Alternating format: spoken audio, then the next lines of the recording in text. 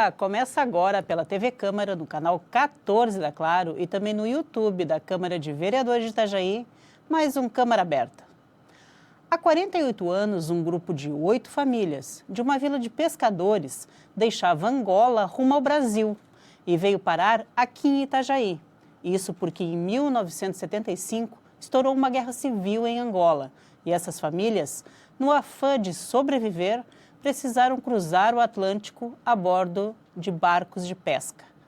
Pois é essa história que está sendo contada no podcast Além do Atlântico, disponível nas plataformas de áudio como Spotify. E quem vai nos dizer tudo sobre isso é a jornalista e produtora do podcast, a Adelane Zondonai, minha querida colega de trabalho, né, ex aqui da Câmara, e também, né, desses aventureiros, por que não, né, Joca? Sim. É o Joca Brito, que ele também foi, digamos assim, você cruzou o Atlântico com 13 anos, é isso? 13 anos. Seja bem-vindo. Obrigado. Adelane, eu quero muito falar contigo, mas a minha primeira pergunta tem que ser para o Joca. Uma experiência dessas que você viveu, né, num contexto maluco de guerra civil, né, todo esse trauma da guerra, enfim, de ter que sair dessa situação. Você com 13 anos, quer dizer, recentemente saído da infância e entrando, né, na adolescência, como é que isso marca a pessoa? Não sei se eu consigo traduzir isso que eu quero saber de você. Ele marca de várias formas, né? Porque eu sempre digo que a minha vida foi cortada aos 13 anos de idade na minha terra e recomecei aqui aos 13 anos de idade. Então eu numa idade meio complicada, porque nós não somos nem criança e nem adultos, né? Então fez assim uma confusão de vários itens na cabeça da gente, né? As pessoas, principalmente, que vieram com a mesma idade que eu estava, né? Quantas crianças e jovens, adolescentes havia nesse grupo de 8 famílias? O grupo de 8 famílias vieram 53 pessoas. Das 53 pessoas que vieram a bordo, 18 eram adultos. O restante eram adolescentes e crianças entre 17 a 0 anos de idade. Ou seja, e eu ouvindo o podcast, disse que teve até quem nasceu... Nasceu durante a viagem. Sim, nasceu nas águas da África do Sul, né? Nós estávamos na Namíbia, que era domínio da África do Sul, e no dia que nós iríamos partir para o Brasil, até retardou a nossa partida, justamente porque a mãe dela entrou em serviço de parto, a avó era parteira, depois que ela nasceu é que nós saímos para destino Brasil. E assim, só para constar, eu esqueci de falar na apresentação aqui, né, que o Joca, ele é também presidente da Associação dos Naturais e Amigos de Angola, a ANANG. Isso, falei ANANG. Certo. Tá, agora eu vou entrar na pergunta para a Adelane. Como é que você teve o primeiro contato com essa história, com essas histórias, porque são histórias fantásticas, assim, de vida, né? Elis, primeiro te agradecer o espaço da gente estar aqui divulgando e o espaço que também a TV Câmara sempre abre para a cultura e para as pautas culturais. A gente está aqui para isso. E esse primeiro contato eu tive, na época eu trabalhava, inclusive aqui na Câmara, com o vereador Robson Coelho, e ele era o início da pandemia e ele queria fazer uma moção, e ainda não, a pandemia, assim, logo depois veio a pandemia, assim, foi logo, né? E não houve votação de moções, mas era para homenagear a família do Adérito. O Adérito também veio criança, o Adérito, né? Sim. Tinha 7 anos e trabalhava no porto com ele e tal. E eu fui conhecer a dona Adriana e o seu Adriano, que são personagens centrais, né? Que vieram adultos, né? E quando eu conheci essa história e os dois, eu, na hora, entendi a importância disso, que era uma história muito forte, e eu fiquei chocada, porque a minha família é de Itajaí, eu moro em Itajaí desde 2002, então faz mais de 20 anos que eu moro na cidade, e o que eu sabia disso era uma coisa muito en passant, eu não fazia ideia da profundidade que havia nessa história. e principalmente nos personagens, algo que eu só fui descobrir depois que eu decidi contar essa história. Nossa, hoje o podcast Além do Atlântico, ele está inteiro coberto, são 10 episódios, né? Mas essa ideia, ela já começou como um podcast no início, ou você tinha alguma outra ideia, ainda não sabia, o que foi formatando à medida que você foi compondo a tua pesquisa? Na verdade, era depois da pandemia, quando eu decidi não trabalhar mais com política, eu voltei para a minha área, nunca deixei de atuar na comunicação, mas voltei para as raízes da minha área, né, para o jornalismo. E voltei também com a gente tem aquela ânsia, todo jornalista, em assessoria de comunicação ou não, a gente sempre quer contar boas histórias, né? A gente com certeza. Vive motivado por boas histórias e conhecer pessoas e aprender com elas. E daí, na época, a gente voltando para o audiovisual, que é uma área que eu trabalhei, atuei bastante tempo com produção, havia a Lei Paulo Gustavo, e havia liberado, por conta da pandemia, uma verba. Isso em 21, né? Em 21. Nós ingressamos com um projeto, Flávio, e eu ingressamos com um projeto, Flávio Oliveira e eu, e ganhamos e fizemos a captação. Na época, a gente, acho que era um projeto, passou R$5.000, né? Que daí, dividido na equipe de captação, então a gente teve o equipamento e toda a captação e finalizamos um corte de documentário de 21 minutos. E a gente acabou não tendo muitas imagens de apoio para isso. Então, a ideia inicial, era digamos vídeo. Assim, era um vídeo, documentário para vídeo. Isso. E você, como é da comunicação, tu sabes, um documentário é 20 e tantos minutos. Muita imagem. É muita imagem que precisa e, ao mesmo tempo, 21 minutos é muito pouco para contar uma história. Porque cada vez que eu ia entrevistar, então, assim, eu comecei a pesquisa muito como eu não conhecia ninguém, eu não conhecia ainda o Joca, eu não conhecia eles. Eu fui no arquivo histórico, então era escasso, tinha uma coisa ou outra em jornal, aí tinha a pesquisa do Euclides, que se formou em História na Univale e que tem um conhecimento, uma relação familiar com uma das famílias.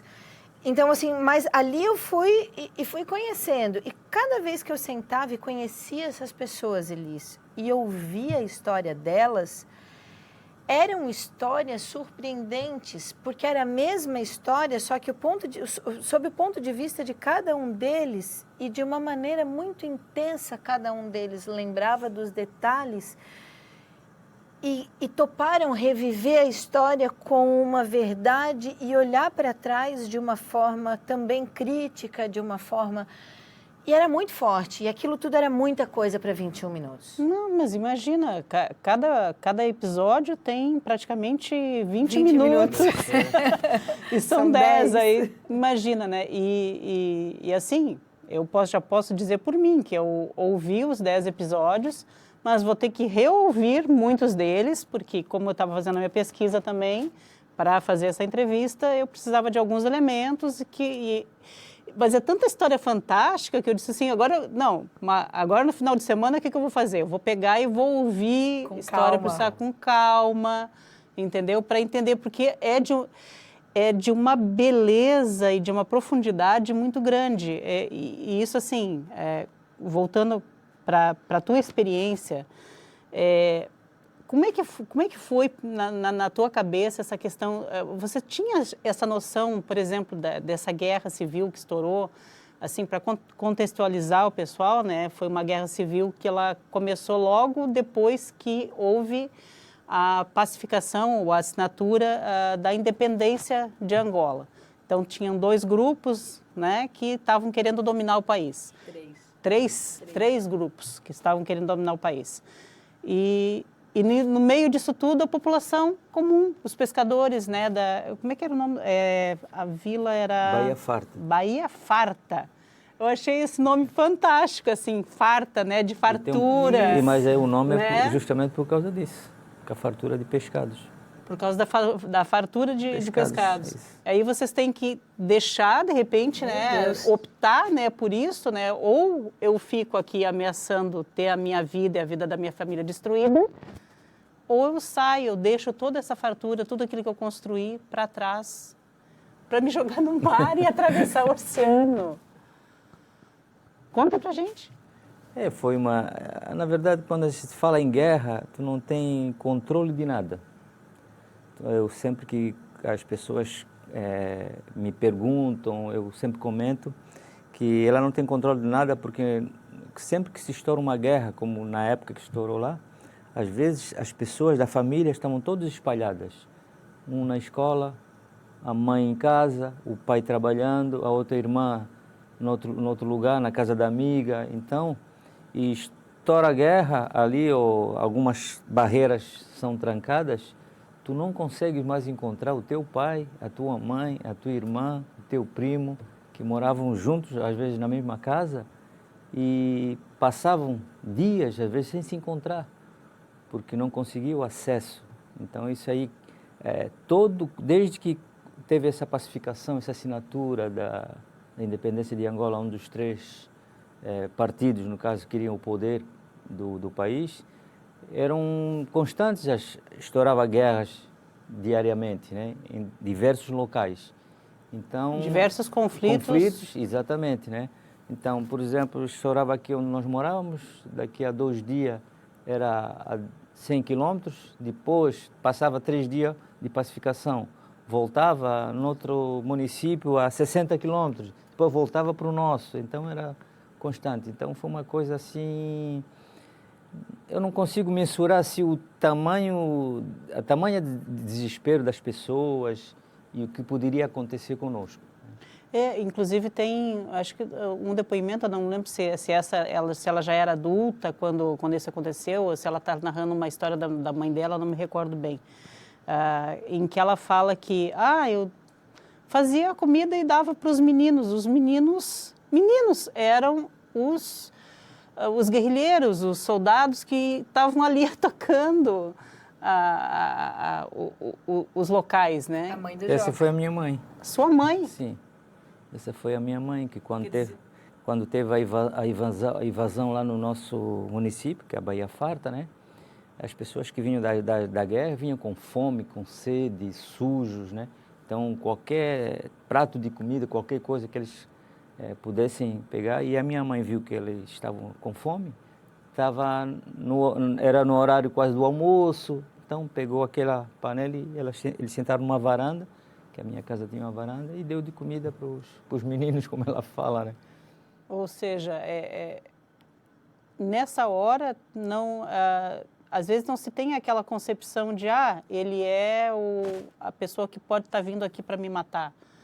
Não, e ela fala assim, ela olhava uma pessoa que estava suja e com fome. E ela falou assim, e isso um deles era da terra do meu que marido. Isso para mim foi tão tocante, né? Que até agora eu me emociono, assim, quando eu lembro do depoimento da sua mãe. Porque ela fala com uma simplicidade, assim, não, é porque eles estavam com fome, eu vi que eles estavam tudo muito sujo, e eu decidi dar de comer, alimentar os meninos. Eu fiquei assim, eu disse, meu Deus, né? Porque a gente, né, infelizmente, né, estamos aí enfrentando 2 guerras, né? Assim, não aqui no Brasil, mas 2 guerras no mundo, né? Uma lá na Ucrânia com a Rússia, e essa agora terrível, né, do Hamas e Israel. E os relatos que se tem, assim, é inacreditável a falta de... Quando se perde a humanidade. Mas aí vem as pessoas comuns que são afetadas pela guerra e te mostram que ali tem ser humano, ali tem pessoas que se importam com o outro, né? Isso para mim foi um dos... Gente, vocês têm que ouvir, É maravilhoso, é emocionante, é impactante o Além do Atlântico, tá? E assim... A gente tá misturando todos os assuntos aqui, né? Porque não dá para... Mas, assim, quando vocês chegaram aqui, né? Vocês chegaram, depois de toda aquela maluquice de cruzar, né? Gente, vocês têm que ouvir, porque cada episódio narra uma parte da história e é muito interessante. Mas, assim, como que quando vocês chegaram aqui, a tua expectativa, agora eu quero uma coisa que eu acho que eu não ouvi no podcast. Você tinha alguma expectativa, assim, de ser assim, pô, você lá com 13 anos de idade, assim, tô chegando numa terra que eu nunca vi antes, com um monte de gente que eu nunca vi antes, num lugar que desconhecido. Você tinha alguma expectativa? Eu acredito que no momento da chegada foi mais uma questão de alívio. Assim, aquele peso, cheguei. Tanto é que quando nós avistamos, nós chegamos à noite, quando nós avistamos as luzes da cidade, parece assim, todo mundo começou a chorar, todos, porque foram 24 dias de viagem. Então, quando nós vimos que era terra firme, vimos as luzes da cidade. Quase um mês cruzando o Atlântico. Então, o primeiro impacto que nós tivemos foi mais a questão de alívio. Depois parece que pensar no que nós íamos fazer depois, né? Mas a expectativa também nossa era que a gente já tinha o conhecimento do Brasil, porque nos estudos lá em Angola se estudava muito todas as colônias portuguesas e o Brasil também era.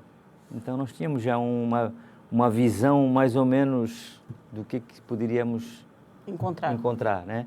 Só que ao mesmo tempo, como eu falei, que era alívio, e eu, pessoalmente, me senti aliviado quando vi terra firme, porém, ao mesmo tempo, me lembrando de quem ficou. Os meus amigos, os meus familiares, inclusive a minha irmã. Então, foi uma coisa alívio, mas também meio triste, misturou as duas coisas na chegada. A gente tem muita história para contar, o nosso primeiro bloco já estourou o tempo. Na volta, a gente segue aqui conversando com a Delaney Zondonai e também com o Joca, que é presidente da ANAG, Associação dos Naturais e Amigos de Angola, sobre como é que foi toda essa história maravilhosa do Além do Atlântico. É só um minuto, a gente já volta.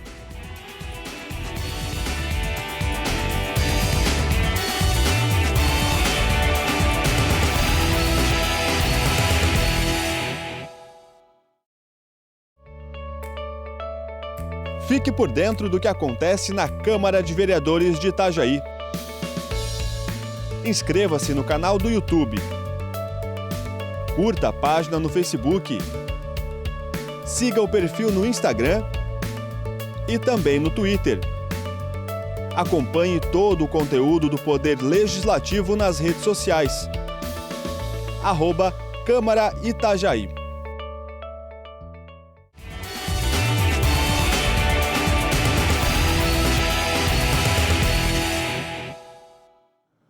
Voltamos aqui no Câmara Aberta, que hoje entrevista a Delaney Zondonai e o Joca Brito, que estão como responsáveis por um podcast maravilhoso chamado Além do Atlântico. Delaney, você já nos falou, né, como é que foi essa questão. Quantas entrevistas, você tem noção de quantas entrevistas você fez, quantas horas foram usadas nisso?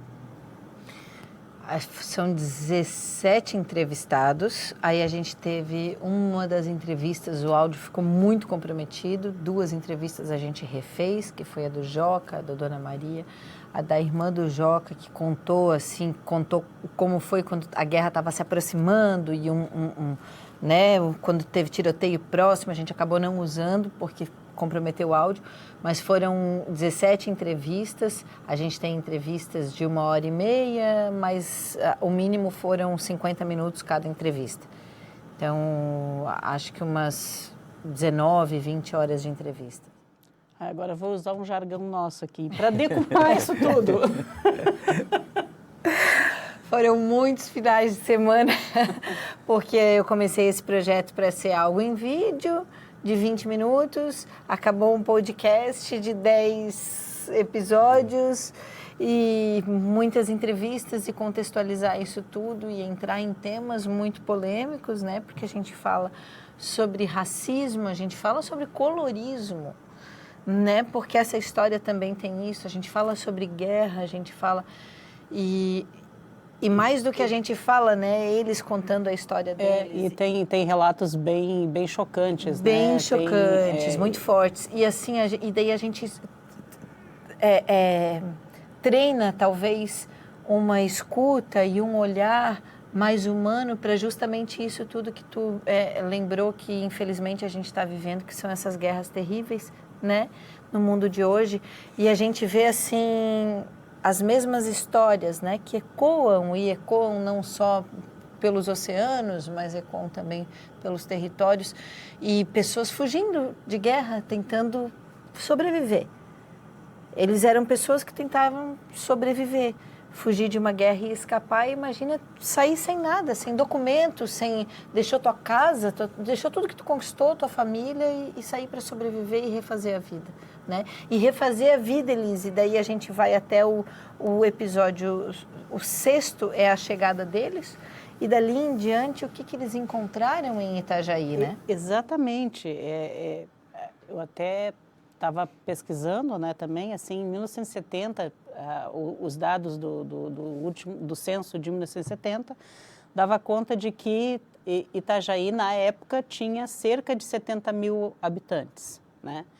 Quer dizer, era pequeno, hoje a gente tem quase 300 mil, mas era um local ainda pequeno e era um local que tinha, assim, tradicionalmente tido, a história oficial, pelo menos, né, é que tinha sido construída por famílias de origem germânica, na sua maioria, ou portuguesa, mas essencialmente germânicas, e tem, inclusive, apesar de que a gente sabe, né, que no século XIX, por exemplo, Itajaí, a maior parte da população era de negros e pardos, de população escravizada. Né? Isso já tem dados bem claros em pesquisas, inclusive dos nossos professores aqui da Univale, né?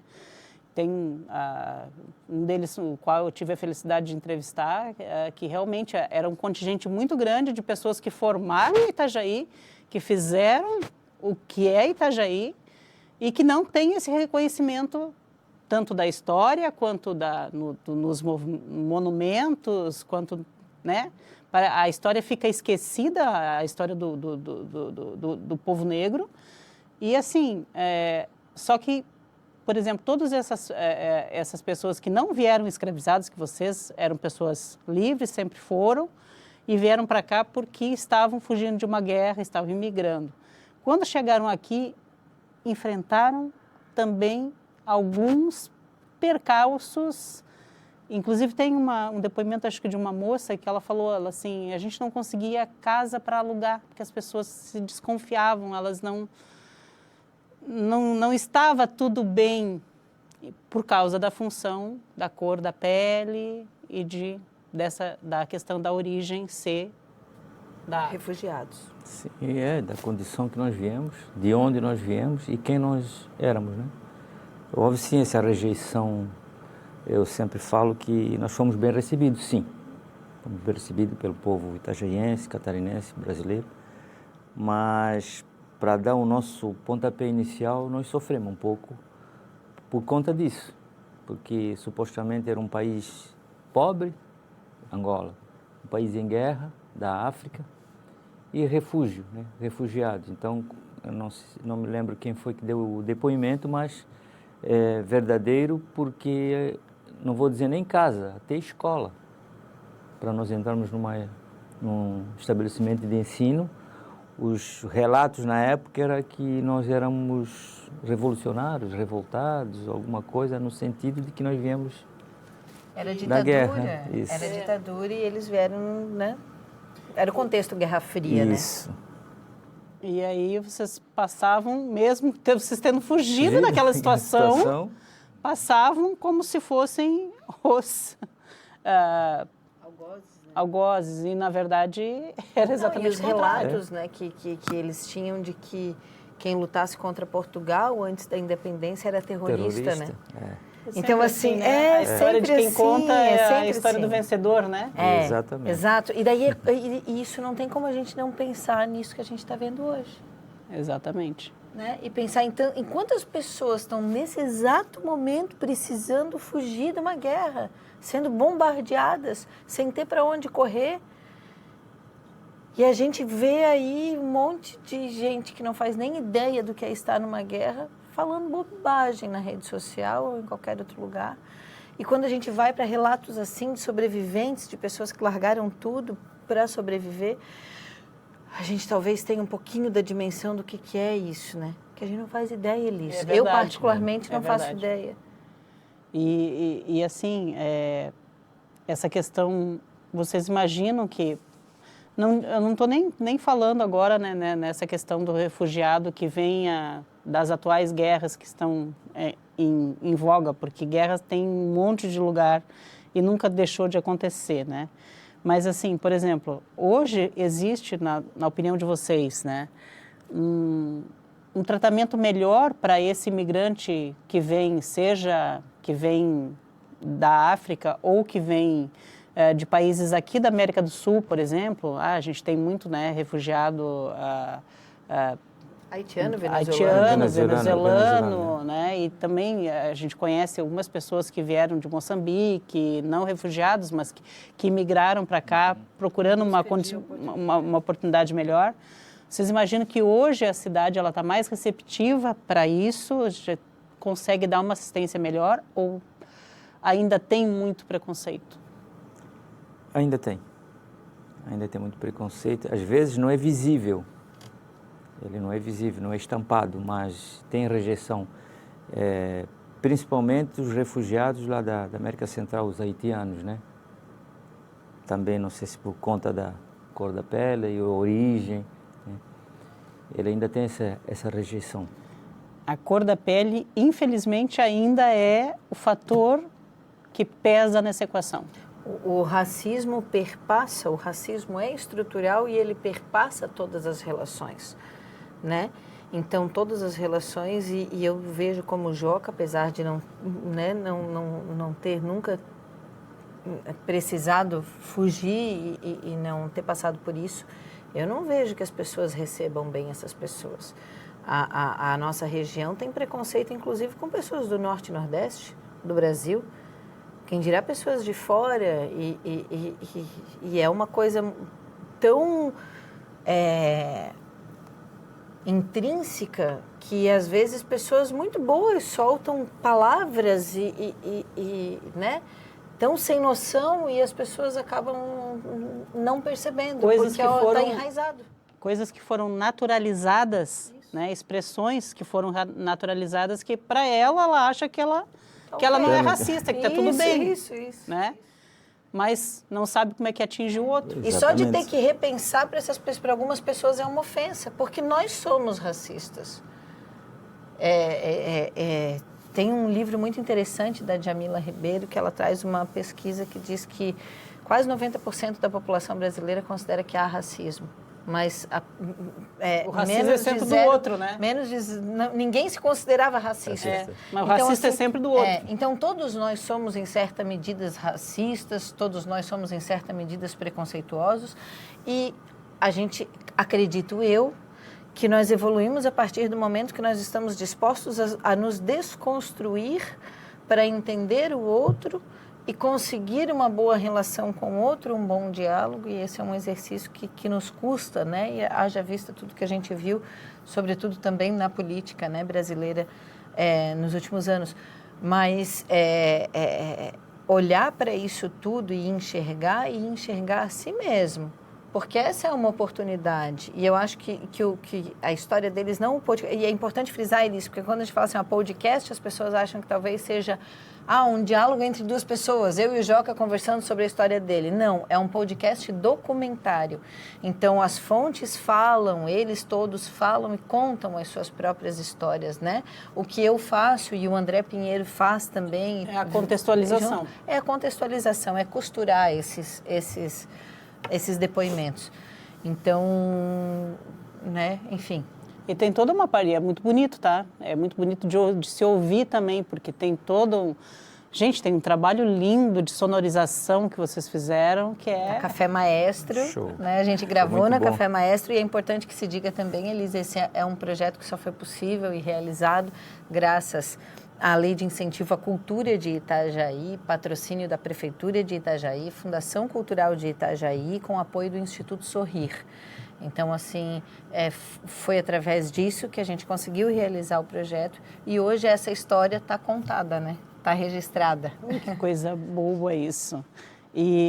Mas, assim, entrando novamente, infelizmente, nesse tema que ele é complexo, as famílias se estabeleceram, muitas delas enfrentaram muito preconceito dos próprios pares. Eu lembro que acho que uma moça falou, uma senhora, hoje é uma senhora, né? Eu sou uma moça. Mas, assim, uma senhora que falou que na escola, ela sofreu racismo na escola dos outros colegas, porque chamavam ela de coisas absurdas. Isso. E foi muito interessante porque, assim, ó, eles me recomendaram uma professora querida. E eu fui ouvi-la. E a versão que a professora trazia era algo de que havia transcorrido tudo bem, de que havia um estranhamento porque eram negros vindo em navios. Só que tudo bem. E daí, quando eu ouvi outra pessoa, essa que deu essa entrevista, no caso a Graça, pela ótica da criança que veio negra no navio, não estava tudo tão bem assim. Então, assim, e como costurar isso também de uma forma... A gente tentou e procurou costurar isso de uma forma também respeitosa. Porque a própria professora reconhece ao final da entrevista que era uma época que não se trabalhava tanto a diversidade. Ela diz assim, gente, era a década de 70, a gente não falava tanto em outras culturas, não tinha internet, né, Elis? Então, assim, é igual, mas é diferente.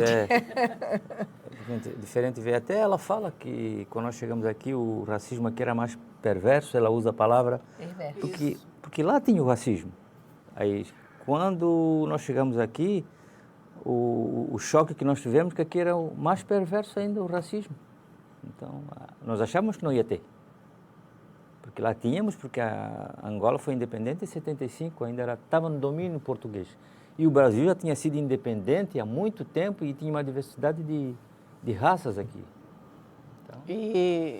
E aí vocês sofriam aquele racismo que, bom, década de 70, né? Pelo amor de Deus, estava aí em pleno, lá na África do Sul, tinha apartheid. Apartheid. E ela diz isso, e ela conta isso. Conta isso. Gente, se foi de novo o nosso bloco, né? Mas assim, ó, na volta a gente continua aqui falando sobre o projeto maravilhoso que é o podcast Além do Atlântico com a Adelaine Zandonai e com o Joca, sobrevivente maravilhoso, que hoje está aqui nos engrandecendo. É só um minuto, a gente já volta.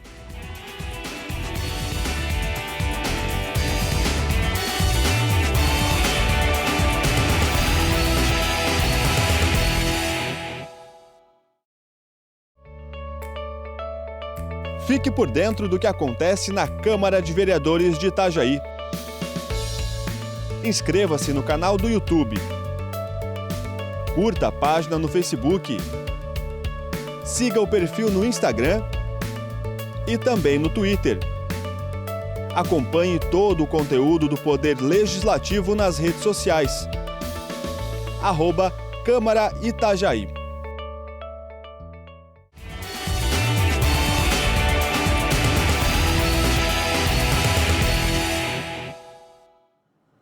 Voltamos aqui para este que é o último bloco do Câmara Aberta, infelizmente, porque a gente teria muito mais coisa para falar, né, com o Joca Brito, que é presidente da ANANG, e com a Adelaine Zandonai, que é produtora, jornalista, pensadora, tudo, do podcast Além do Atlântico. Eu queria começar contigo. A ANANG, ela existe desde quando e como é que foi para se formar? Ela é basicamente tem membros que são desse pessoal, exatamente desse pessoal que veio para cá em 75? Sim, a ANANG foi formada em 1998. O intuito da formação da ANANG foi um problema que nós tivemos com documentação. Esse foi o primeiro objetivo, né? Porque quando nós chegamos aqui, nós chegamos como portugueses, nascidos em Angola, Portugal não nos reconheceu como cidadãos portugueses. Porque já estava independente? Isso, já estava independente. E, ao mesmo tempo, nós não tínhamos muito contato com o próprio governo de Angola. Por causa da guerra? Por causa da guerra, por causa de toda essa bagunça toda que deu. Então, nós formamos a associação, porque nós, no coletivo, poderíamos ser mais fortes, né? Então, nos reunimos 5, 6 pessoas para formar a associação. E também já para conservar a nossa identidade, a nossa cultura, a nossa essência, nossas origens, que nós formamos a NANG. Ela é composta, a diretoria, só dos naturais, né, que vieram de lá. Mas hoje tem os amigos, que são as pessoas que nos ajudam, que são brasileiros também. E são pessoas já descendentes daquele pessoal que veio também? Também. Então, como a gente chama os agregados, né? Que tem os filhos, os netos também, que fazem parte da associação. Hoje vocês têm quantos membros? Hoje, de naturais e agregados, somos 105 pessoas. 105 pessoas. É uma associação grande aqui. Isso estou falando de naturais e agregados. Sim. Mas tem os amigos, que são os brasileiros que também estão dentro da NANG, que nos ajudam, que nos fazem. Mas chega quase a 150, mais ou menos. Que coisa. E vocês têm, por método, por norma, algum cultivo das tradições que eram de Angola? Como é que é? Sim, nós fazemos... por exemplo, a associação não tem uma sede própria. O nome hoje que está no nome emprestado, de endereço de alguma pessoa da nossa comunidade, né? E nós sempre fazemos alguns eventos durante o ano, Dia da África, em maio, né? A Independência de Angola, em novembro. E fazemos parte do movimento negro de Itajaí. Temos algumas questões culturais, né? Palestras, musicalidade. A própria ANANG, a ponte para se fazer isso. Vocês, lógico, estão dentro... Vocês têm alguma cadeira, estão dentro do CONEG?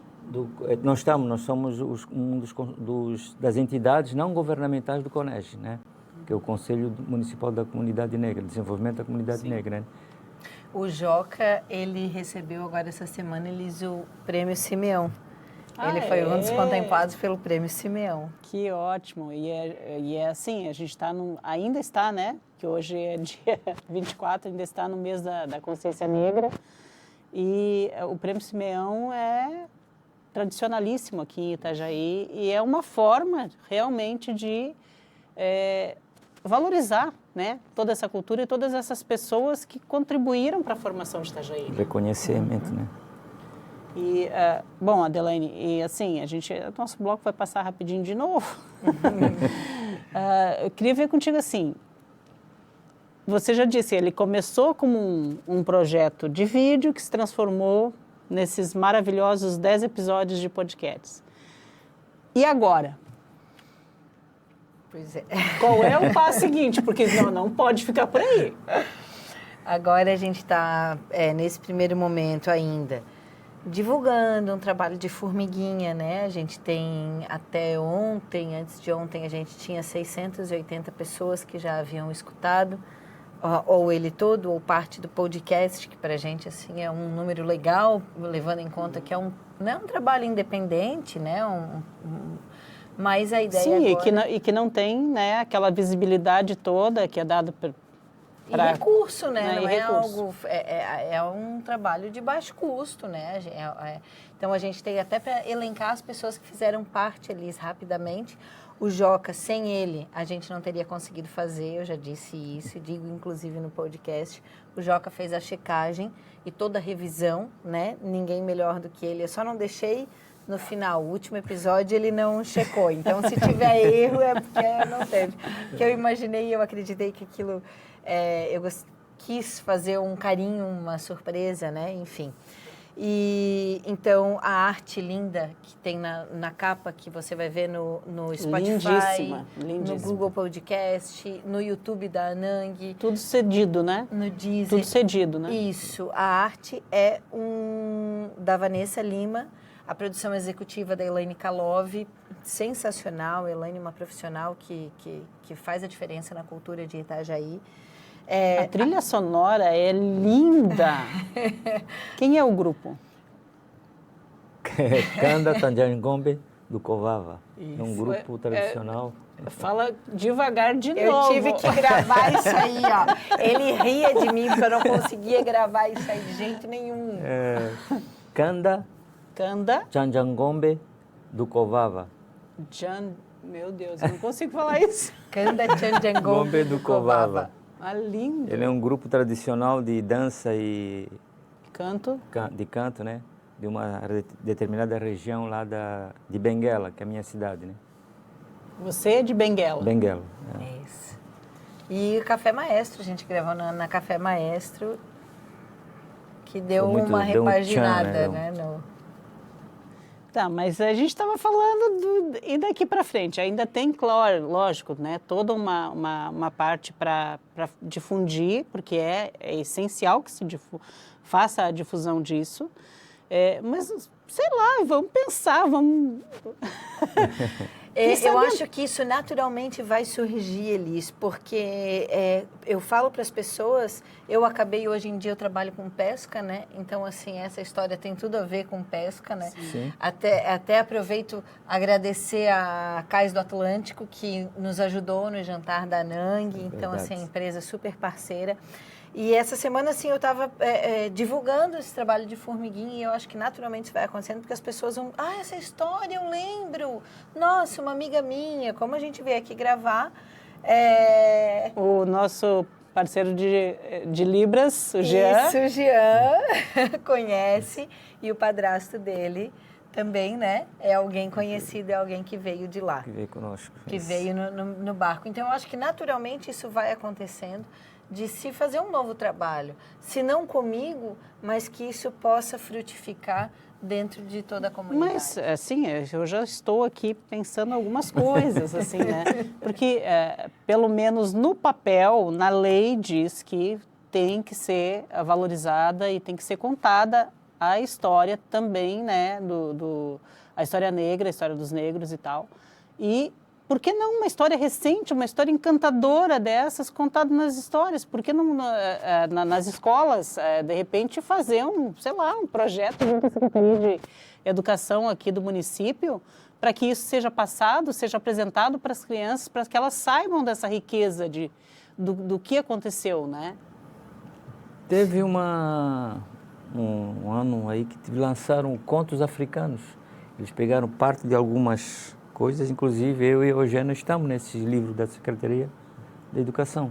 Contos africanos. Então, contar uma parte da nossa história. Muitas deram a contribuição, né? Eu gostaria de fazer uma segunda temporada com os personagens que ficaram lá, que ainda estão vivos. Então, assim, ver Então, já tem projeto.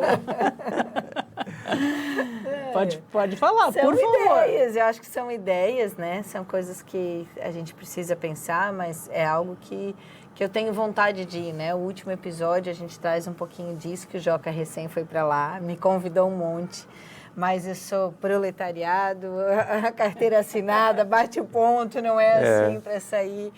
Mas ir lá e ver essa história de perto, conhecer esses personagens que ficaram, né? Porque a gente tem essa perspectiva e o Chico, amigo do Joca, Eu ia falar agora, o Chico não pode faltar. E ele conta, ele diz assim, a gente pensou que eles iam ao largo no navio e iam voltar. E muitos que estavam no barco pensavam a mesma coisa. Quando, na verdade, eles foram para a Namíbia, ficaram lá uns 2 meses e depois da Namíbia cruzaram o Atlântico. Esperaram a Guiomar nascer. Então, mas, e assim, de repente a gente pode também pensar, né, não apenas nesse desdobramento, que é uma coisa que talvez até possa acontecer, espera-se, né, que aconteça muito rápido, né, mas podemos pensar, por que não em fazer, sei lá, cara, tem tanta história linda, porque eu já estou pensando aqui no cinema, né? Nós temos nosso colega aqui, o Samuel, que ele é meio que cineasta, né? Sabe disso, né? Claro, premiado. Premiado, cineasta, premiado, premiado. documentarista, né? Que é nosso editor de imagens aqui.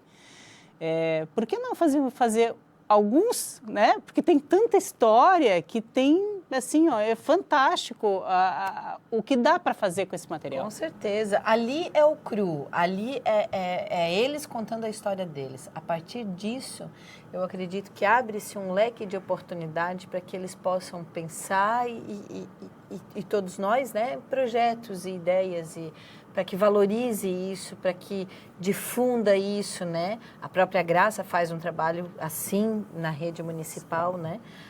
Repassa essa história dela. Tem um programa também nas lives, né? Sim. Vozes Africanas, né? Isso. Vozes Africanas, você também pode procurar na internet, então ela repassa isso.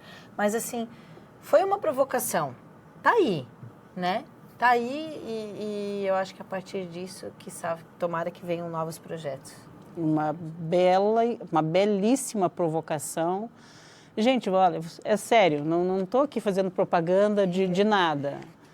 Eu ouvi o primeiro, me deu vontade de ouvir o segundo e vou voltar e vou ouvir mais uma vez, porque eu quero poder me deter assim em determinadas histórias que eu tive que passar meio correndo. Mas é lindíssimo o trabalho e é responsável, né? Ele é extremamente responsável com o que fala, com a maneira como é posta, existe todo um respeito, né?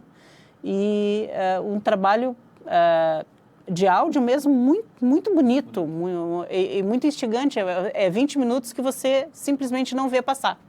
E o André Pinheiro apresenta, né, junto comigo, né, que a gente não falou, mas o André Pinheiro agradecer também, que apresenta junto comigo. Com certeza. Passa rápido os 20 minutos lá no podcast do Além do Atlântico, como passa rápido o nosso tempo aqui também. Gente, olha, sério, ouçam em todas as plataformas digitais, está no Deezer, no Spotify. Google Podcast, no YouTube, procurar Além do Atlântico. Além do Atlântico. Vamos valorizar produção local de qualidade. Menino, muitíssimo obrigada por virem aqui e pelo trabalho que vocês fizeram, porque, meu Deus, eu estou até com pena de ti, Adelaide.